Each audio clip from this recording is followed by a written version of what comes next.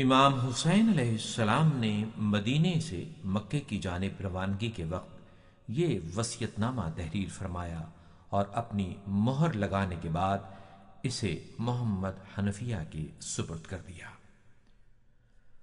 بسم اللہ الرحمن الرحیم۔ یہ حسین ابن علی کی وصیت ہے اپنے بھائی محمد حنفیہ کے نام۔ حسین گواہی دیتا ہے کہ اللہ کے سوا کوئی معبود نہیں اور نہ ہی اس کا کوئی شریک ہے۔ محمد صلی اللہ علیہ وآلہ وسلم اللہ کے بندے اور اس کے رسول ہیں جو اس کی طرف سے دین حق لے کر آئے ہیں۔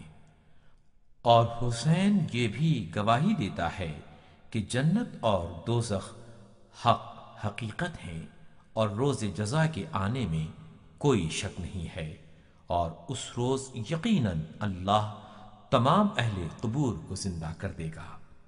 اپنے اس وصیت نامے میں امام علیہ السلام نے توحید نبوت اور قیامت کے بارے میں اپنا عقیدہ بیان کرنے کے بعد اپنے اس سفر کے مقاصد ان الفاظ میں بیان کیے۔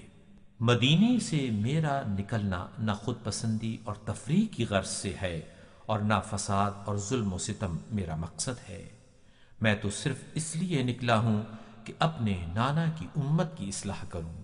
میں چاہتا ہوں کہ امر بالمعروف و نہی عن المنکر کو انجام دوں اور یوں اس انجام دہی میں اپنے نانا اور اپنے والد گرامی کی سیرت کی پیروی کروں۔ اب اگر کوئی میری دعوت کو حق سمجھ کر قبول کرے تو اس نے اللہ کا راستہ اختیار کیا ہے، اور اگر میری دعوت کو مسترد کر دے تو میں صبر کروں گا یہاں تک کہ اللہ میرے اور ان افراد کے درمیان فیصلہ کرے، اور اللہ ہی بہترین فیصلہ کرنے والا ہے۔ اے برادر، یہی آپ کے لیے میری وصیت ہے، اور میری توفیقات تو صرف اللہ کی جانب سے ہیں۔